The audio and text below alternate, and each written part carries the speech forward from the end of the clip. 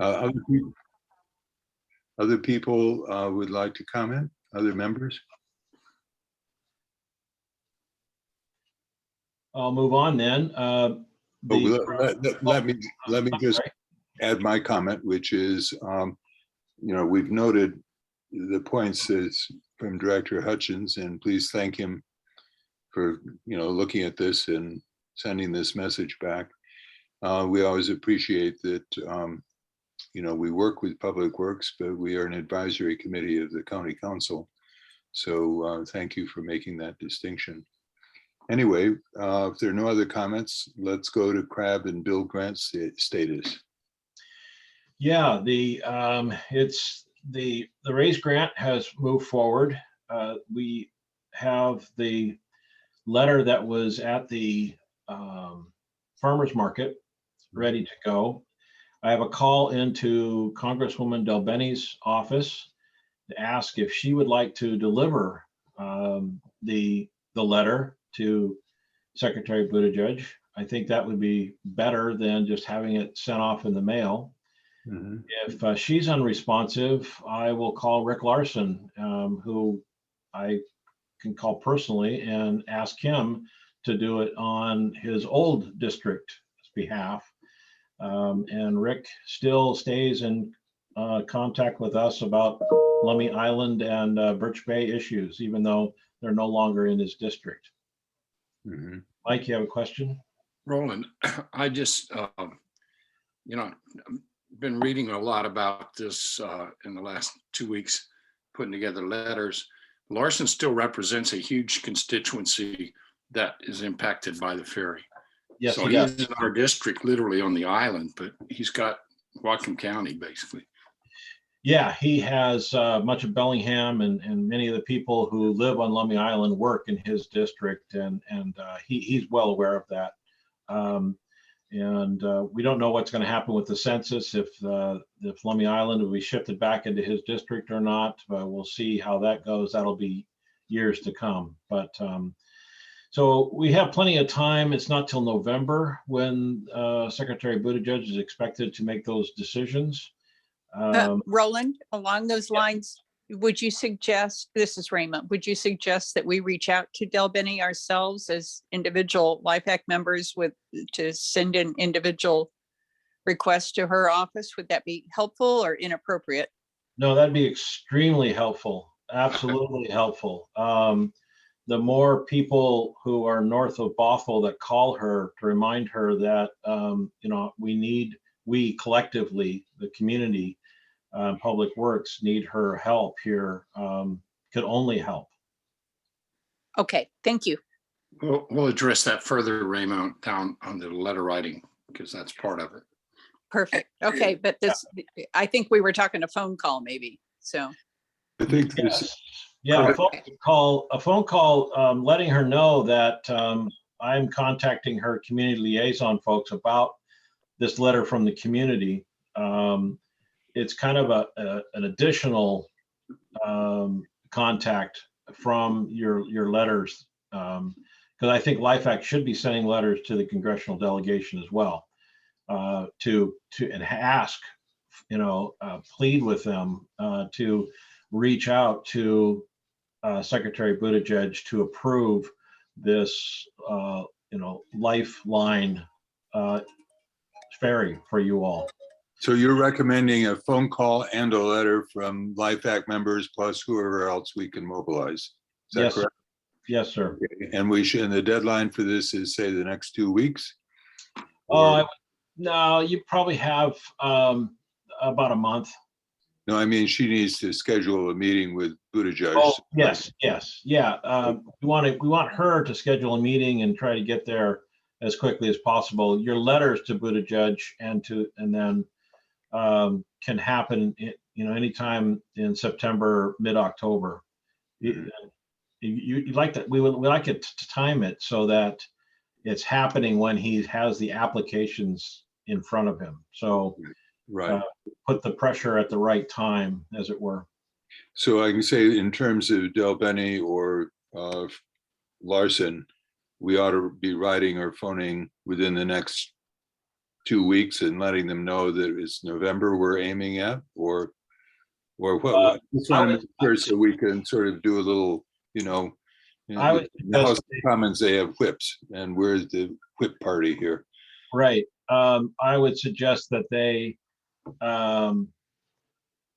contact Secretary Buttigieg in October. Okay.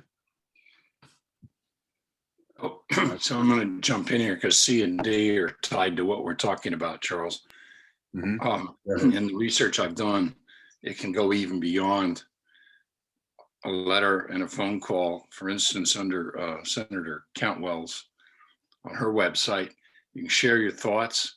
You can also send something to a link called Need Assistance, and you're asking for assistance with her dealing with congressional issues and federal organizations. Actually, you can also ask for a constituent coffee and a scheduling request. So it's not out of the realm of possibility to go that far with it. So We cannot forget our two senators, Murray and Cantwell. And Murray is very good. She's very familiar with the area and Lummi Island. So, and I was just going to say that don't forget the whole delegation. Right. That would include the senators. well, I have 7 names. Mike, go ahead. Well, I have 7 names down for, when you say don't forget them, you've got Cantwell, Murray, Larson, and Delbeni. And then on the state level, you've got Erickson, Rule, and Shoemake. So one of the things I wanted clarification from you on, Roland, is do we engage the state representatives on the CRAB grant? Yes, but you've got plenty of time for that. The application isn't due until the end of the year. Okay. We'll have it completed long before then. But and I'll just get right onto the CRAB grant right now. So what the CRAB grant is, there is already a fund that is set up that we're looking to tap into. And so that $10 million, which is 500,000 over 20 years, it is already established. And our application is to apply to get that money. So we have completed everything we need to do up to this point. The next job is to apply. Then CRAB moves it forward to the legislature next year. And so that's when we would want to talk to the state and say, okay, you see the CRAB, make sure in your line item for your budget, this CRAB request goes into, and I believe it's might be under DOT. I'm not sure if there's a CRAB line, department budget ask, but wherever it goes, CRAB will ensure that it gets there. KPFF is already working on it. We're looking at some early drafts and some things that we're doing, but essentially it will be the RAISE grant modified, because we've had such great feedback with regard to, and the RAISE grant was the previous build grant. We've had such great feedback with regard to that. And quite frankly, all of the reviewers are so impressed with the level of service work that you all did that it's really difficult to say no. Last build grant, we read between the lines, as it were, from the staff. It was a political decision, not one of need, that we didn't get the build grant in the first place. So we're moving forward with confidence and resolve. If whatever reason we don't receive good news for this RAISE grant, we will change the date and we will submit it again next year, as well as whatever infrastructure bill is passed.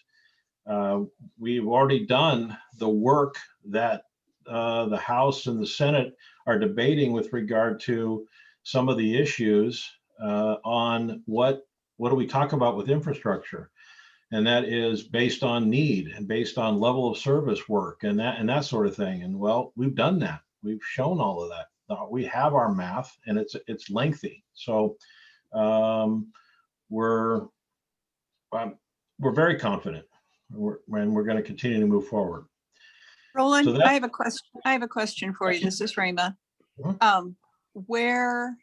When I'm watching national news, this raise grant is in which federal package that we see in headline news? Can you clarify that for me? Yeah, it's not. It's not. It's not. It's in a base budget. So it's already in the budget. It's already in the Department of Transportation's budget. The raise grant funds are. This infrastructure package is above and beyond all of that.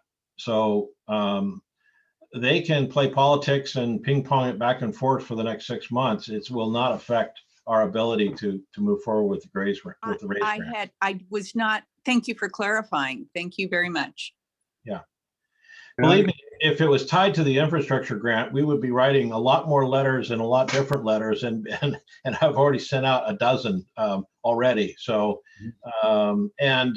as soon as the Senate passes or the House, depending on which way it's going to bounce back and forth and what amendments happen between the two, once that happens, we're already starting to look through some of the 1,800 and some pages of that bill to see where we fit and how we can pull through. So even if we're successful, or when we are successful with the raise grant, we're not stopping. There's more money to be had, and like I said, this project, the ferry improvement project, has all of the background that shows need. So there's no packaging it. It's straight up ready to go. I think the argument gets stronger, in fact, and I'm delighted to hear that you're following the $1 trillion, debate and discussions, because we need to get first in line. They're going to pass something, because both Republicans and Democrats are supporting at least the infrastructure bill. So we need to, if we don't get the raise, well, we're going to get the raise, but then there are things beyond the raise, particularly shore power. And that, I feel, needs to be ready to go against this opportunity. But let me go back to a question about Del Benny. Can you tell us the name of someone in her office? You mentioned her community liaison people. It'd be helpful if, when we call, we could ask to speak to a particular person. Yeah, I will get that for you. Okay. I don't have it. I'm at home right now, and her card, it's Marjorie. Marjorie. Yeah. And I'll send her contact information out to you. Okay, thank you. I have one more question, Roland. I'm constructed some letter templates that we want to make available to persons to send to the reps, to all the congressional representatives. Can we put that on your website, those templates? It's actually not our website. LIFAC has a website. So, and that's done through Jill, I think, Jill Nixon. Okay, but I want to put it on numerous websites. So I want it on Public Works website too. Well, we can certainly, I can work with Marie to get the links onto that, and we can see about adding that to the new vessel website. Yeah, good. Yeah. Good. Thank you. Okay. And Charles, MJ sent me a couple of questions. I don't want to step out of protocol, and I've asked her to send them to you so you can. Okay. This is your meeting, not mine. Right. I'm not sure how this is coming to me. Should be under chat. It's on the screen. Oh, I see. No, nothing. Well, let's see, to everyone. Well, I would like to just add something. As far as the rest of the islanders, you cannot call a legislator enough. So call Del Benny's office, call the senator's office, send them emails, send them letters, send them cards. However, any of the islanders would like to be involved. It's not just Public Works. It's not just it's LIFAC. It's your boat. It's everyone's community. So absolutely, I highly recommend everyone gets involved, because as MJ mentioned, it's not just a need, but it's rather a safety issue and an emergency issue, which you all painfully saw, a couple months ago. Right. I have Mary Jane's direct message now, and she says, I'm not sure who this is addressed to. Maybe it's addressed to Roland. What about the rest of Islanders? But it is no longer a raise grant option anymore. It is not need, but rather a safety issue, as I have always proclaimed since I got here. Well, I'm not quite sure how to answer this, because we are front and center going for the raise grant. And if there's additional funds from the new infrastructure, $1 trillion infrastructure package, then we'll go for those as well. The CRAB is the County Roads Appropriations Board, and as Roland explained, it was it's a state level process involving the state legislature, and we're on track we're on the rails for both of these. So I think that with that any other comments on CRAB or Bill? Yeah, Mike. No, based on what you just said, Mary Jane, I can tell you all of the template letters, the one to Buttigieg and the one that we're finishing up to send to the representatives, they all in the first paragraph talk about first and foremost safety. It's our lifeline. So it's right away. I mean, there's very clearly stated in all these letters that the number one consideration is it's our lifeline, literally and figuratively both.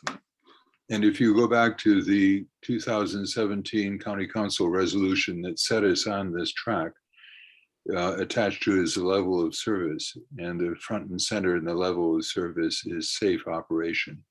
And over the years, we have talked, and we have kept that very much, and I know the county has it very much in the forefront. And we have heard from our fire department, EMS people repeatedly about how important the ferry is for EMS as well. So it's not only safe ferry operation, it's safety for the health and well-being of everyone on the island. So yeah, we certainly share that view. Okay, any other comments on CRAB and Bill grant status? I see we've sort of, yeah. If I may, I would like to clarify one thing. Has been confused by a couple of people outside of your group. So in case there's any question or someone's watching this later recording, CRAB is the County Road Administration Board. Administration. Yeah, CRAB is in charge of the road fund. And so everyone in unincorporated Whatcom County, taxes go into this road fund. And that road fund is what pays for the upkeep of all the road transportation system in the unincorporated areas. All counties go through CRAB, and we all divvy up back and forth the amount of money that comes back our way. And there's special funds that are set up for the ferry counties, and that is us, Skagit, and others. I don't know. I don't recall offhand. I'm having a senior moment, but there's King and Pierce, I believe, or Thurston, or someone else. At any rate, and who operate their own ferry system. And so when there are special requests, which what ours is, they go to the legislature and say, we've had a call for projects and we received this project from Whatcom County. They're in line, they're ready to go. And we're recommending you approve their application for this grant. And then the legislature votes on it and approves it. So it's already part of the road fund. It's already part of our program as an unincorporated county, but that is what it is. It's not like of the RAISE grant. It's not like any other kind of grant. It's very specific. And it's also the reason why we're very confident. It's almost a rubber stamp. So we just need to go through all the processes and get it all approved. And we are dotting our I's, crossing our T's, and dotting our small J's even. So all of that's being done. Okay, any further comments on the draft letter to Secretary Buttigieg? Mike, do you want to lead us in this? Well, I think we've covered all the ground. It's the draft is done, and unless anyone else has anything to add or subtract, it's ready to go. This is a letter inviting him to Lummi Island, right? And it's coming from LIFAC members, just in case people haven't had a That chance. particular letter is coming from the LIFAC members saying, come see us. Right. Yeah, I assume that's what you were talking about, that letter. That's right. The template letters, I'm finalizing fast so that I'm going to put it in the tome article, as we talked about last month. And those include a letter to him as well. You have the one letter you already got in hand, which, how many, 200 people signed, is that right? 177, I think. Yeah. Yes. Yeah. So now there'll be a template. Say almost 200, nearly 200 people signed the letter. Right. They were mobbing the table. That's So, good. how do we, Roland has said that, right early and often when it comes to our elected leaders. So we can send this off, and Mike and I talked about this earlier today. Roland, is it best to send this as a physical letter with all of our signatures, or as an email with our names, or all of the above, or how do we do this? Mike? Well, I did some work after we talked, and they all have the preferred vehicle for communication on their websites. Okay. So they want emails. Then there's forms, there are literal forms that we have to fill out. Yeah. Okay. So that answers that.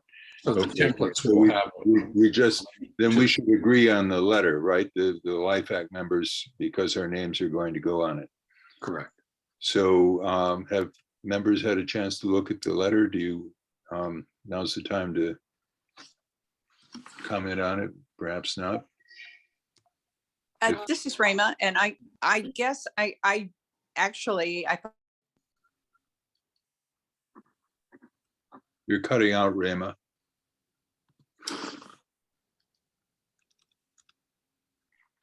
Mike, if you could drop that letter into the group email so that I can look at it again, that would be helpful. It's been a while. Say it again, Judy. I'm sorry. If you could drop that and I letter. saw a minor edit. How would I address that? Yeah. So you got the final draft. Can we there's just one of get the- you any last minute tweaks a little bit later? I made all of them. I made all the changes that were sent to Oh. me. So the attachment you had with there was a string of attachments. That's the most recent and final. Okay. Here's I what- just thought I saw there were two words that needed a space between them, and Fixed all that. Okay. oh, you fixed all that. Okay, That's maybe I all didn't done. see the latest. Thank you. Let's do that, just because there are a lot of documents here. Mike, can you send it to all of us Sure. once more, the latest version? Sure. And let's set a deadline of when? This Saturday? Tomorrow. Tomorrow. Yeah, Okay. or maybe even before I go to sleep, unless there's some input here now. No. The changes. Now, this is the invitation to Buttigieg to come here. Correct. And earlier, Roland had said that maybe it would be better to focus the other letters closer to the time he's making the decision. So where maybe Roland, maybe you could comment on this. What's the sort of time sequence? We have this letter with the invitation from us. We have letters to Delbenny and Larson urging them to go see Larson. You'll go see Buttigieg. And then we have more letters to Buttigieg from everyone individually. Should we start with the invitation to visit us from Lummi Island? And I when- would think that would be a wonderful introduction, because I would imagine, in my 30 years in asking for federal funding, I've never had a community group say, "Hey, come look at our project." I imagine he doesn't get a lot of nice invitations to come see a beautiful place that she should come see, and that would only set the stage for then Congressman Larson or one of the senators to walk in and say, "Oh, by the way, Right. Lummi Island just has I wanted to drop off this letter to you from Lummi Island," and he'll say, "Oh, I just got invited to come to Lummi Island," So, and they'll mispronounce it. They all say Lumi. They always do, but that's okay. But yeah, I think this letter inviting Secretary out here, I think it's a wonderful idea, and it can only help set the stage for the other work. Well, we're going to do it. The question is when, and it sounds like Oh. maybe, You gotta get it on the schedule. We do it now.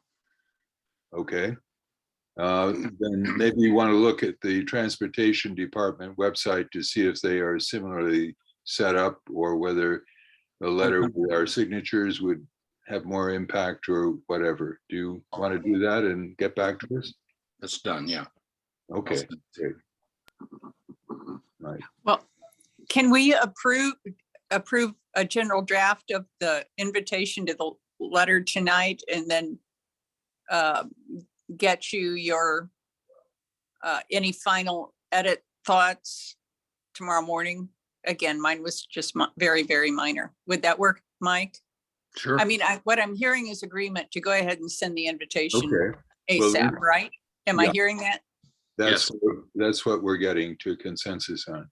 So how about this? Since it's a group effort of LIFAC representing all of us, let me have is there a motion to approve this letter subject to a few minor editorial changes by tomorrow morning? The letter is to go to Secretary of Transportation Buttigieg, and it's to invite him to Lummi Island because we are just a super place to be. And by the way, we need a ferry. Can I have a motion? I so move. Wait, Okay, second. discussion, timeout. I thought tomorrow morning, Judy asked for a copy of it. Yeah, it's been a while since I've looked at it. I'd just like to read through it one more time, please. Oh, I see. Okay. All right. Sorry. Thanks, Do that. Mike. I can need a do little that. more It's time to expensive. bundle it up and get it ready to go. I think maybe we should open it with congratulating him on his 2 new children. Okay, this is good. So we're not ready to approve. How does the committee want to proceed on this? No formal motion. We just have agreed. We haven't heard from our member Jim Dickinson on this. I'm sitting here. Pardon me? You mean I'm here? Yeah, but we're talking about the draft letter that Mike has sent around that has been described. And do you have a view on it? Well, I'm with Judy. I want to look at it one time. Okay. Then how about if we, What I stated a while ago is I'll resend what has already been sent by tomorrow morning, tonight or tomorrow morning. okay, that's fine. Then Unless we don't- more input, it's done. We don't need a motion. We are all agreed to send it, and it's just a question of sending it around and letting members who've not yet had a Right. chance give their input.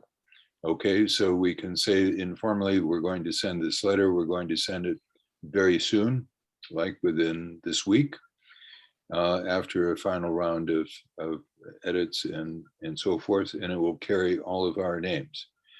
And I don't know what to say about Greg Rice because he's not here, but maybe we just sign our names since we're here and we have agreed on this and we're in the majority here. Is that agreeable to everyone? Yeah, change the end of this week to Monday. It's crazy end of the week coming up. Oh, I see. Okay, Monday. So Monday it goes out and Tuesday morning he's here. Okay, to see the passenger ferry. Good. All right. I see that Rich Hudson has joined us. And before we move to Rich, I see LIFAC letters to congressional delegation is the last item here. But we've talked about that. I don't think Mike, or you're all set. We've talked about, we know what we need to do, right, for the letters. We covered all that ground. Okay, then let's go back to one under old business, update on operations, and over to you, Rich. Thank you. Excuse me. Is there any other questions for me? Otherwise, I would like to get back to my vacation. Ah, Aw, Hey, Roland. it's okay. But I don't want to go off if you have any additional questions. I'll stick around. thank you, Roland. Thank you. Thank you for I coming. just want to say, hey, Roland, I just want to say that's actually why I showed up late, is because I knew you wanted to get through it and get back to your vacation. You're welcome. Rich, your care for me is so heartfelt. I love you, buddy. All right. Good night, Love everyone. you too. Back. Good night. Thank you. Good night, Roland. Thank you. Thanks for all you're doing. Hello, everybody. I'm terribly sorry I'm late to tonight's meeting. For some reason, I had it in my head as it was at 6:30 and not at 6. So sorry for the late arrival.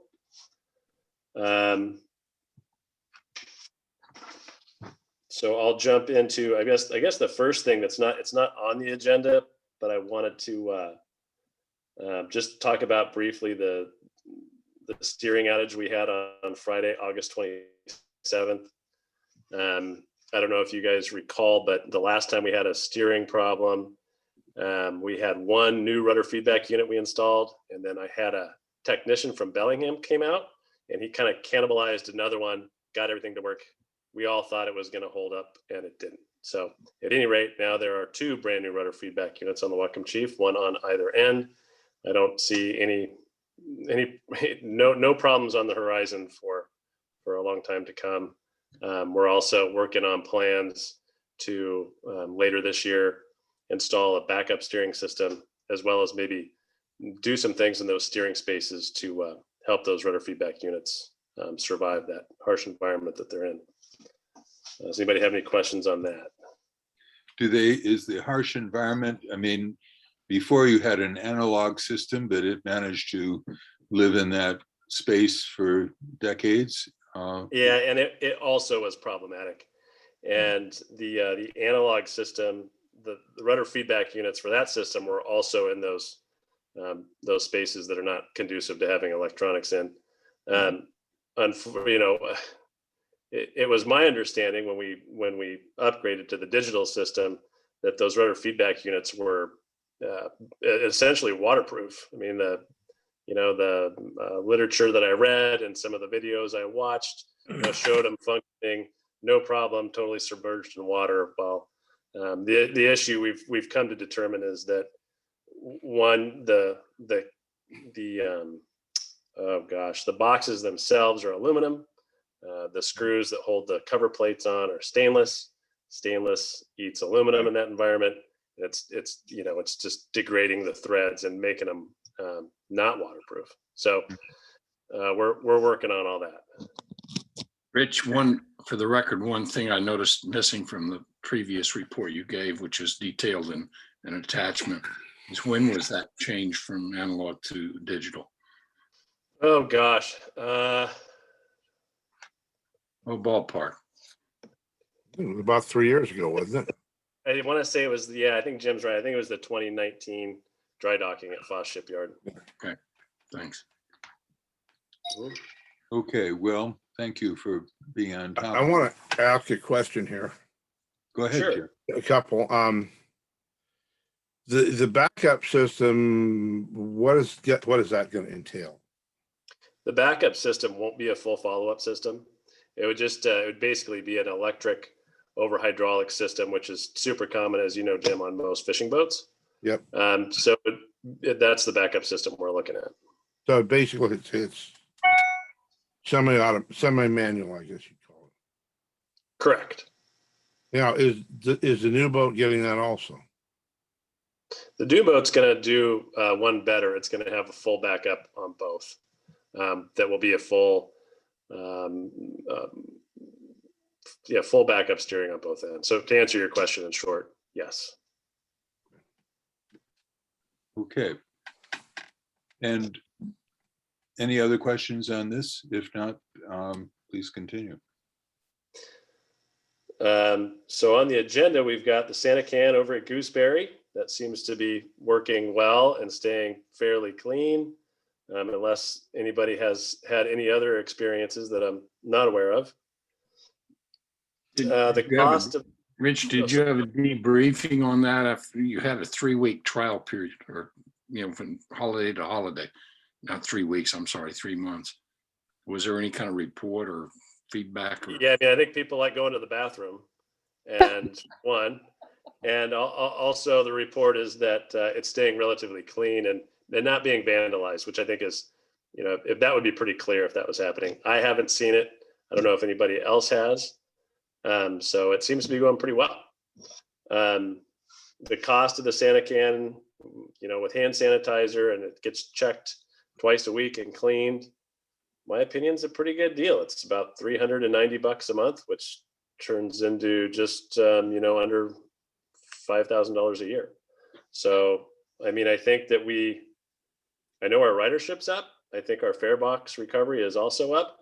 I spoke with Randy Rydell today on the phone briefly, and he has that same sort of intuition about it, but we won't know until all the data gets crunched, and we probably won't have real numbers as far as that stuff goes until November. Part of which, because Randy, like me, is also recovering from a back surgery, we're also moving our offices on the Civic Center from, I'm sure Roland probably filled you in, from the second floor to the third floor, I believe. So there's going to be a little catching up that needs to be done. But at any rate, and I'm sorry, Rich, this is Rayma. Did you say the fare box recovery is going well? Is that what you said? It appears to be. It appears to be. We don't know for sure. There's so many different variables and all of that as far as punch cards sold, punch cards used, the surcharge. There's the credit card fee that also comes off of that. So that won't all really be able to get washed out for a while yet. Okay. And there was also kind of basically a rush to buy old punch cards.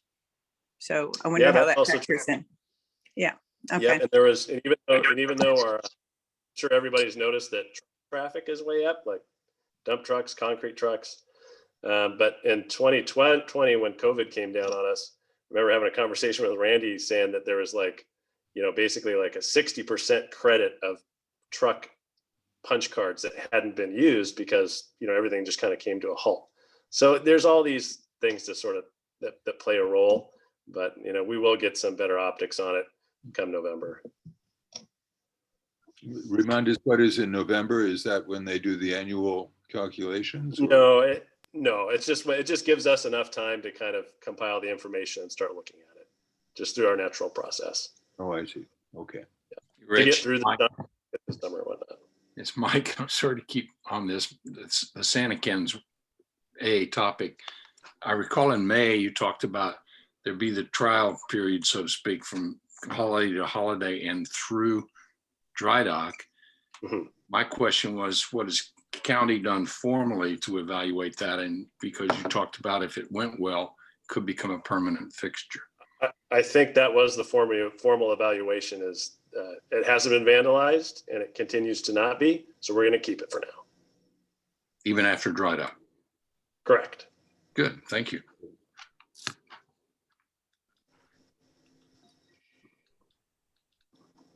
So back to, I guess, B, the local weather station. Mhm. I know that John Mulhern and Mike McKinsey have been working on this. I know they got some good news from Mark Buford over at Northwest. Got now, Rich. Yeah. Sorry. Say that again. We You- couldn't hear it. You froze. Oh, I'm sorry. Pertaining to the local weather station, Northwest Clean Air Agency has said they'd be interested in donating us up to $5,000, provided, however, that we install some air monitoring equipment. I don't have any idea what, I mean, I think that's really great. I think it's good news. I have no idea what the air monitoring equipment would cost to install or to maintain. And I haven't had that conversation with Northwest Clean Air yet. But it seems like a kind of a move in the right direction. Who are they? Are they a private firm or an agency or? Yeah, you know what? I think they are an agency. Mhm. I'm not really sure how they operate, to be honest with you. I And think the idea is they would get data from the weather station for whatever they do. Correct. Yeah, good. Yep. so. I would add to that, I had a conversation with Liz Cosa, and one of the things we were working on, and that's the first example, so we had examples from other, like Roach Harbor and one other one that John found of, I'll use the term loosely, but sponsorship. So you go to the website that the weather station provides and maintains, and it's updated every 10 minutes. And up in the upper right-hand corner, it says something air, the airline that flies to those places. And we were going to use that as a model, but we're told we can't. So end of discussion on that. We're looking for donations now instead of sponsors. Okay. I have an interesting wrinkle to this that I heard about. That is CHS, the co-op that does fuel and chicken feed and horse tax, everything, has now a weather station option for farmers. And it doesn't seem to be very expensive. I don't know how good it is, but it might be one that you might look at. Thanks, CHS, Jim. so farmers can track the temperature in their, especially around freezes and things like that. So if they have to get out the blowers or the heaters, they can do it. So it might be something to look at. Okay, thank you. Okay. Great. Rich, other things? Yeah, so moving on to the emergency outage planning. Did Roland discuss that at all? No, I put that on thinking we would talk about, the ferry in the rudder, which you've already covered, but Oh, got it. there's further to say on planning for the future about emergency outage. Please go ahead. Yeah, sorry. I took that, I guess in my mind, I took that to refer to us having a better way to facilitate passenger vessel service in an emergency where we lose service. Oh, I And see. so- Okay, great. All right. Maybe I misunderstood it. Go ahead. No, not at all, Charles. And the good news is we are continuing to factor that need in to our new build for the new ferry. In fact, it's been added to our task list. Mhm. KPFF is on board with it, as is the designers for the ferry terminals. I spoke with James Lee about what would it look like if we wanted to try to tackle that before then, and obviously not possible. However, all of our capital funds for ongoing dock work right now are obligated, but it has started a really great internal conversation that we continue to work on about when, for sure, that it's something we want. Mhm. It's something we want to provide. It's beneficial to everyone. When it's going to happen and what the design is going to look like, there's a lot to be discussed. But Still. it would be a floating dock somewhere terminal complex, it would be more or less permanently in place in the event of need for, Yeah, absolutely, Charles. I mean, just again, in our sort of loose conversations we've had about what that looks like, because I think in our minds right now, it's something that would live permanently, most likely at both terminal facilities. Mhm. It would be something that was probably either raised, could be lowered or folded down into the water, and easily accessed by our contracted passenger vessel. So that's what it looks like right now. And the argument would be, in addition to emergencies, when the new ferry goes to maintenance, this would make it much simpler than now to swap out. Absolutely. Oh my gosh, absolutely. I mean, I guess we could, if you don't mind, we could move in to start talking about dry dock. I mean, we're not going to have any passenger or vehicle ferry at all on the morning of September 11th until 4 p.m. And that's simply because of the tides and the restrictions that provides, as well as the time and manpower and everything to get our floats in the water, get them set up, get them safe. It just takes a lot of time, and a lot of manpower, which equates to a lot of dollars. So we're looking for a way we can better plan for that in the future. Good. Mike?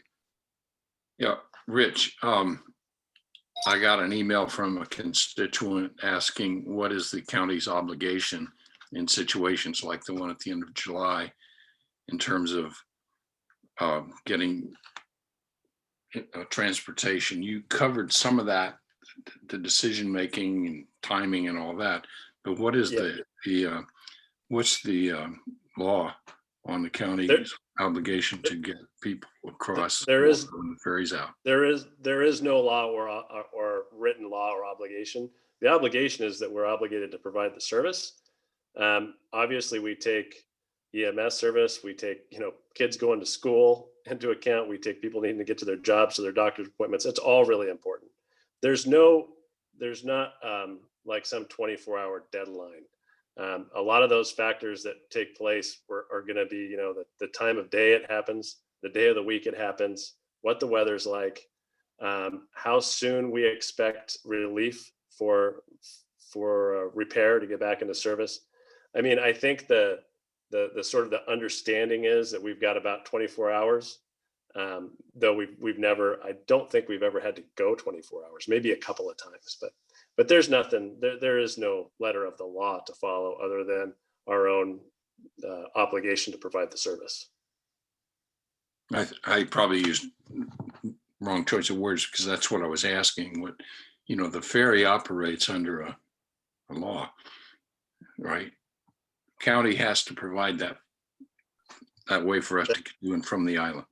Right. Ever since they bought it in 1924. So I just wonder what's plan B. The person asked me, what is plan B if the ferry can't run? Plan B is to get the ferry service in one way or another up and running as soon as possible. That's plan B. You mentioned last month though, that there's some kind of contract with the walk-on ferry company to bring it into Scenic Estates, I think you said. No, not at all. That's the contracted passenger vessel service that we have. We retain an emergency contract portion of that so that we can call them and say, hey, we need you here like right now. And they're obligated to come. Okay, well, that's what I'm asking. I'm not asking it the right way. That's plan B to me. In other words, if ferry's out, plan B is you've got a contract that you can enforce immediately. Correct. Yeah, thank And you. that contract is for a walk-on ferry boat substitute to turn up. Yep, that's correct. 24 hours. And in a case of an emergency, how will it actually dock then if there's no floating dock? Well, right.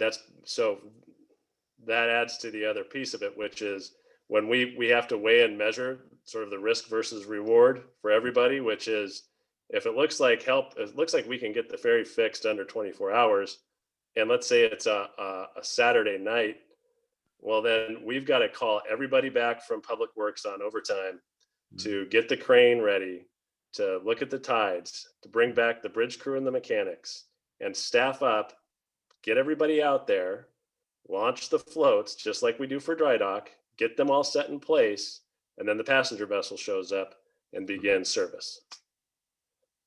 Uh, And in a situation like that, we're also probably limping the Whatcom Chief to Bellingham or getting it towed by a tugboat or something like that. mhm. Okay, good. Any other questions or comments on this? Thanks for bringing this up. Thanks, Rich. Something have I one. think many of us were not clear about. Okay, Well, one that Jim, this is pretty appropriate time for this. You're watching I realize unless something magically changed, it couldn't happen now, but that after watching this every year, well, once again, now the dry dock, I don't know what you want to call it, pile up is getting worse again. And I don't see any reason it won't continue to get worse with the building activity.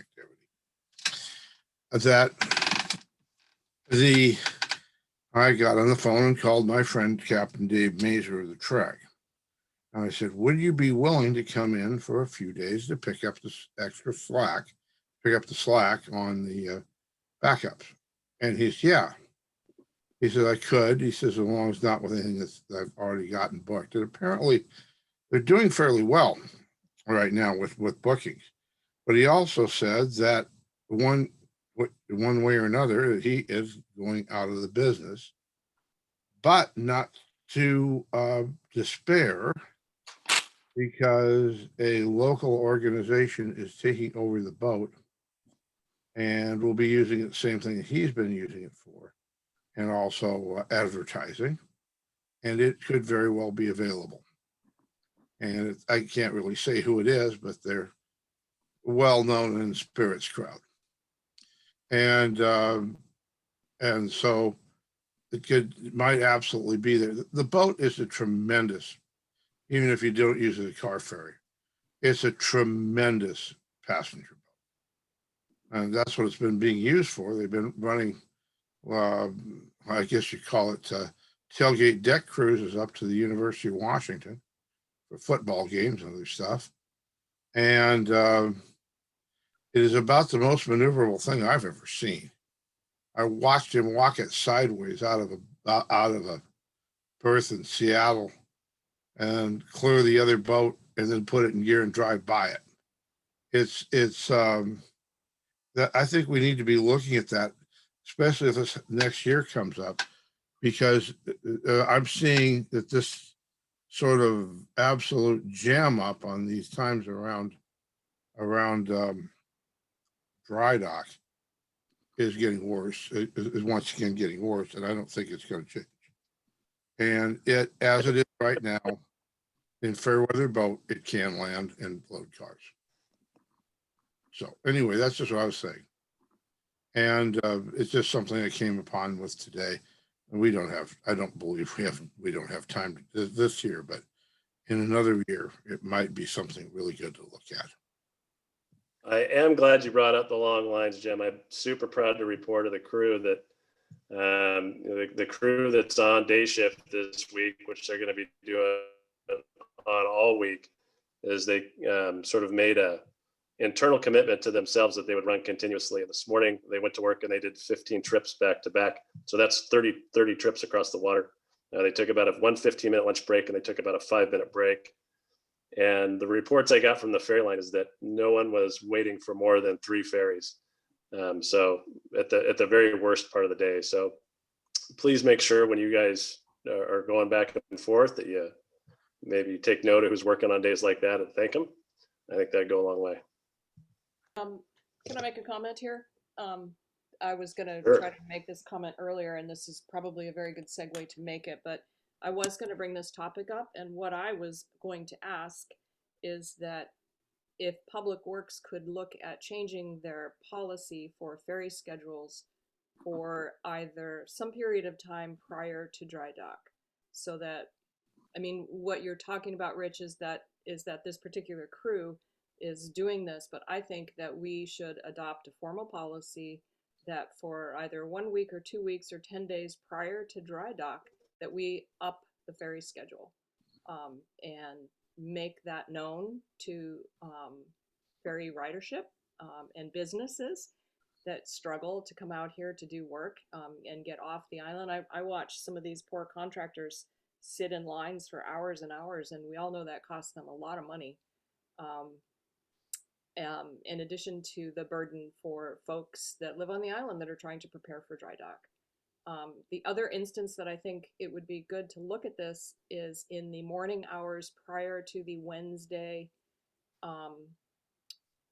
days that the ferry is out of commission for the bulk of the day. I've seen some Wednesdays where there were big lineups of cars trying to get off island prior to the hiatus in service. I witnessed a few times where the ferry could have made runs but didn't make runs. So I think that in those two instances, we should look at increasing the ferry schedule to help mitigate those backups.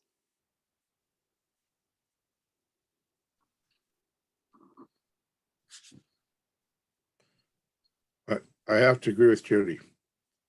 On also, the other thing I'd like to say is the Waxham chief is running pretty much the full duty cycle right now.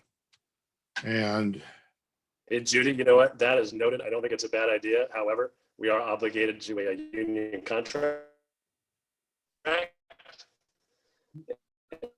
And that would also mean pulling in extra. You're really cutting You're out. freezing Sorry, again. Jim, you froze. I can't hear you. Yeah. Could you repeat what you said, Rich? You froze. Oh, I'm sorry. I just couldn't hear Jim. I just wanted to make sure it was clear that I wasn't disagreeing with Judy at all. But just that there's a lot to consider when bringing on extra crew to provide further trips. When also it's noteworthy that when it's backed up the way it has been those last couple of weeks, or on a Wednesday, or on a Tuesday before the Wednesday shutdown, it gets backed up on both sides. And when that's happening, regardless how many crew members we have, we can only do about 2 trips an hour. That's just what that is. And we can look at, providing an increased level of service, but it will also provide an increased stress on the budget. And that's kind of what that's going to look like. I guess, Rich, what I'm saying is that I am making a request that it is brought to Public Works as a consideration to look at. The answer might be no, but I would like them to look at it and see if it's feasible. We can. I would, before you guys take a vote on that motion, I have one sort of a word of caution, is that Public Works is very aware of the commitment the ferry crew has over and above what they're contracted to do in their bargaining unit, or by their bargaining unit. And I would say if that is going to get looked at because there's a dissatisfaction of the level of service when it gets busy, I don't know how to say this without sounding like an alarmist, but that means we would start scrutinizing all the runs all year round, and start maybe going right by the letter of the law by the bargaining unit, which might not be that good for us. So I'm just going to put that there. You guys, do what you will. Happy to help. Yeah, I wasn't necessarily offering to make a motion on that, and I guess I hear what you're saying, even though you were very careful to say it carefully.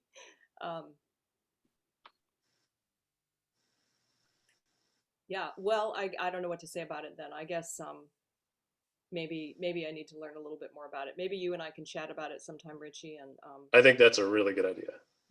Yeah, just to get And perhaps, yeah, go ahead. better idea on the background.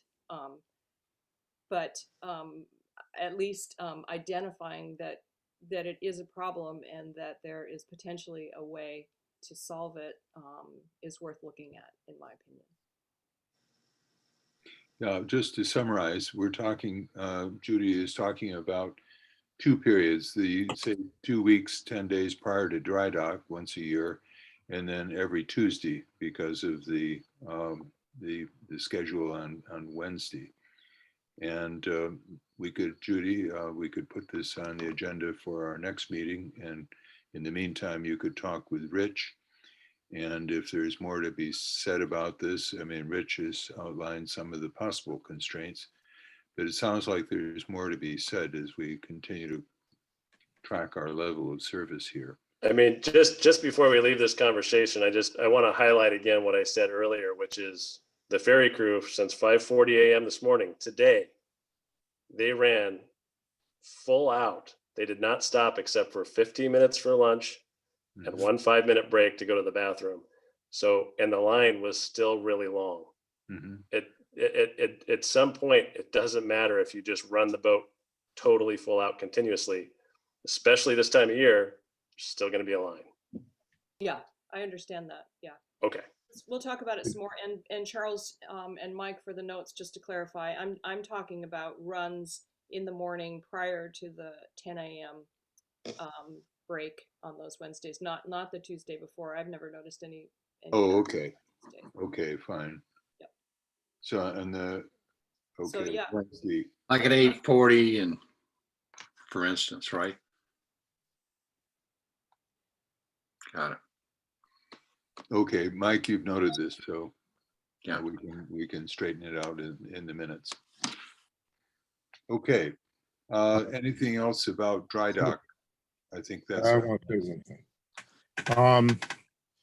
Coming to this whole thing is that the Wacom Chief is pretty much operating at full duty cycle now. It's an old boat. We're on the verge of exceeding the duty cycle. And that was why I brought the idea of maybe the second replacement or an augmentation boat, because that would actually help with the duty cycle. Probably one trip a day, one shift a day would probably do it. But that's just me talking here. okay. I'm just I don't see that this traffic is going to decrease. Okay, fine. Well, we'll consolidate that in the minutes, Jim, because you've made these 2 points and I think it's very clear. Okay, any other, before we move on to public awareness, anything else about dry dock, Rich? No, other than everything's on schedule. Mhm. And yeah, just wanted to remind everybody there's no ferry of any kind on the morning of September 11th until the passenger vessel begins service hopefully around 4 p.m. on September 11th. Wanted to touch base really quickly about COVID preparedness on the passenger vessel this year. We worked with the Lummi Island Health and Welfare Committee and wanted to let you guys know it's going to be looking a little bit differently than it did last year. Because we've learned that, the promotion of air in any given small space is essential, that there's not going to be any sneeze barriers or anything like that on the tables of the passenger ferry. And the barriers in the van, those have been removed just to promote more airflow. We're still going to provide the hand sanitizing stations on the dock and on the ramps. And we're going to be requiring masks, and we'll have masks available on both the passenger vessel and on the van. And that's pretty much what that's going to look like this year. When you say airflow, do you mean the windows will be open all the time, or how do you increase the airflow? I understand not blocking it with these barriers like last year. Yeah, I mean, last year we had doors open. It was Mhm. the same as, we're going to be operating the same as last year. We'll also have the HEPA filter on board the passenger vessel. Mhm. Also, So, one thing that's, oh, sorry, so- Charles. so it's not different than pre-COVID when you had doors and windows open if the weather was okay? Correct. Yeah. Yep, and we're not limiting passengers. Mhm. The passengers are going to be at 55 and not 34.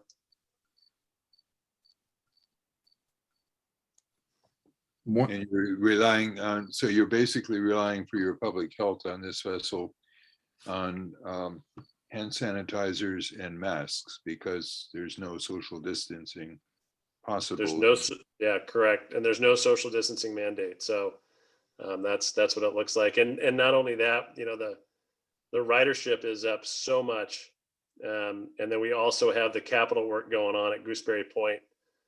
You know, it's just, you know, I think we need to move people. We need to move them off the dock.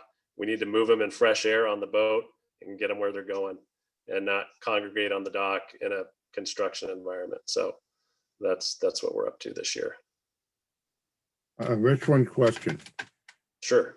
When does the construction start and when does it end on this dry dock cycle? I believe they are starting the Monday. They might be starting on Saturday or Sunday. I'm not sure. They might want to get a jump on their work. I actually have a meeting, a Zoom meeting tomorrow with James Lee and the contractors to probably discuss just that. The last I heard, the contractors are reserving the right to start on a Saturday or a Sunday, but most likely we'll be starting on Monday. And then they're going to work straight through until the project's over with. The project will have to be over with before the Whatcom Chief comes back on the 2nd. I mean, most of it will have to be over with. We'll be able to be back in service. If you'll recall, last year there was some touch-up painting that went on underneath the ramp and whatnot, I believe.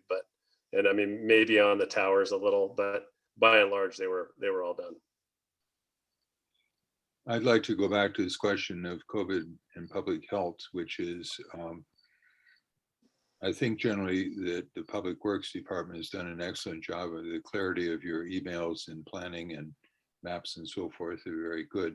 I don't recall seeing any discussion of this on it. Maybe I overlooked it. So my first question is, you say you worked with the Lummi Island Health and Welfare Committee. Did they agree to these changes? Are they aware of them? They did. Yep.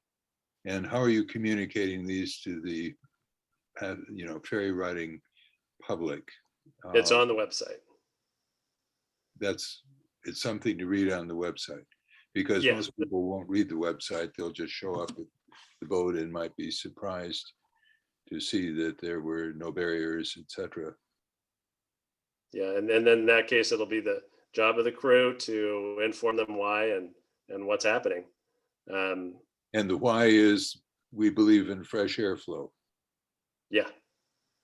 Well, and this is Rama. I just flew to Kansas City and I'm sorry, the airport is just full of signs that says it's a federal mandate on public transportation to wear masks.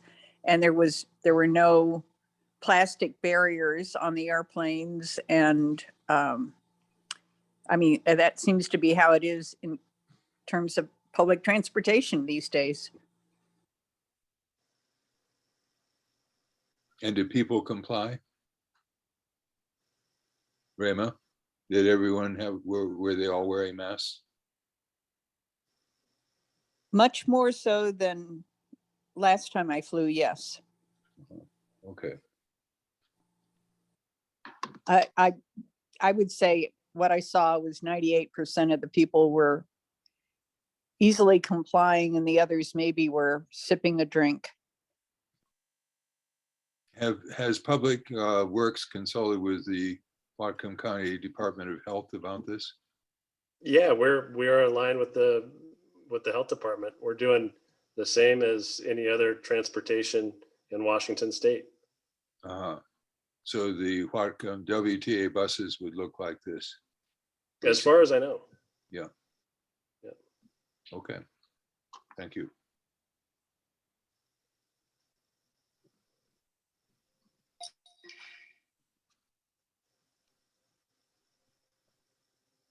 Anything else? Any other comments before we move on to the tome or any other business? Judy?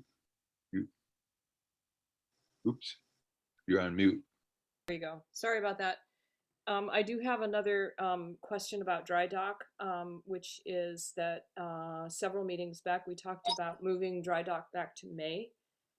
in the future. And I just wondered what the status of that was. I know that there was a period of time ahead that needed planning for in order to Mhm. change that. Do you have an update on that, Richie? Yeah, so that's still my intent. However, and I don't think this is going to be too much of a hiccup, but that is still my intent. However, our ER&R director, Eric Schlehuber, just gave notice that he's retiring October 16th. And he is someone who we rely on greatly for facilitating this contract. So my answer is yes. And that's certainly something that I'm going to be bringing up with the assistant director and the director very soon. Thanks. Okay. All right, final item is the TOM. TOM deadline is September 10th. Any comments on what we should, Mike, maybe can you? I have the article near to completed. I got some answers tonight that I needed Okay, to make that happen because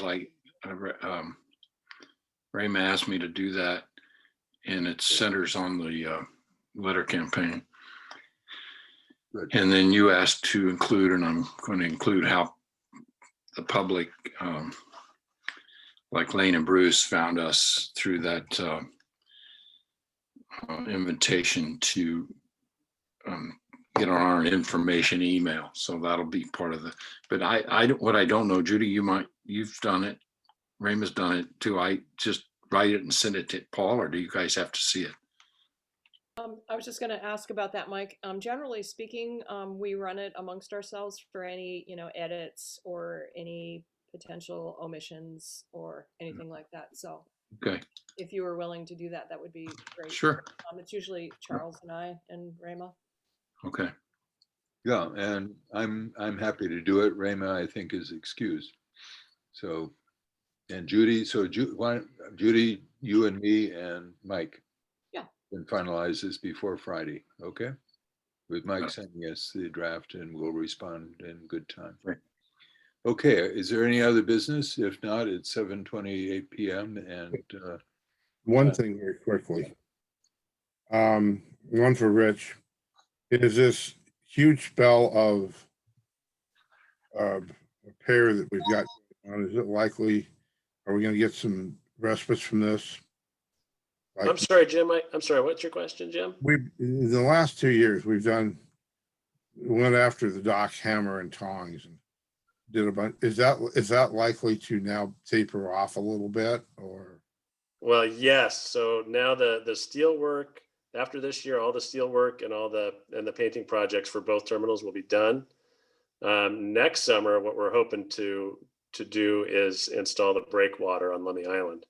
But as far as the painting and steel work, thank goodness that's going to be over with after this year. Okay. The other thing is something I spent several days at the fair. Part of the time with Greg Rice. Greg is not doing well. He's had part of his foot amputated. He says he can't, even though he seemed to be fine to me, he said that he's not as sharp as he used to be, hopes to get it back, but at the moment with everything that's been going on medically, that he's not to be counted on. And I'm really sad about that because I really like Greg. I'm sorry to hear that, Jim. we're all sorry to hear about that. And this has been going on for quite some months, so it must be particularly awful. So perhaps on behalf of LIFAC, could you tell him that we're thinking about him and wishing him a speedy recovery and back on his feet, literally. And we'd love to have him back to LIFAC whenever he can. Okay, well, thank you. I think Greg is quite a jewel of a person, personally. And I'm sad to see this. We'd love to have him back so the rest of us can get to know him as well. So I hope that happens soon. So please give him our best wishes. I will. Rayma, any last word? No, thank you all for carrying on, and I appreciate everybody's report, and we have a lot of work still to do, but we're starting to have a game plan. I'm sorry I cut out. Is there anything I need to do, or who's going to be doing the tome article? I missed that part. Got it covered. Mike. It's and covered. Great. Okay. So much. Thank you very much, Charles, for handling the meeting. I appreciate it. I want to thank Lane and Bruce for joining us after being on the island just a week and a half. That's really nice to see you dive in. Thank you. Yeah. Yeah, we just want to get involved, know what's going on. Right. Well, you probably learn more about the ferry than 98% of the rest of the population knows. So thank you for coming. Yeah. And welcome to your first dry dock. Yes, we were adequately forewarned, so I think we may be in okay shape. Good. And we look forward to seeing you at a future meeting. And I'm sorry, I think I saw in the chat, Mary Jane, you had one other question that didn't get brought up in the open session. No, we did deal with that, Rema. Oh, okay. All right. Thank you. Mhm.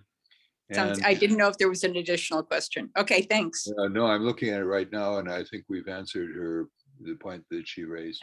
Actually not, but that's okay. I want to talk to Richie about that. That's okay. Okay. Well, thanks. And once again, Love you, honey.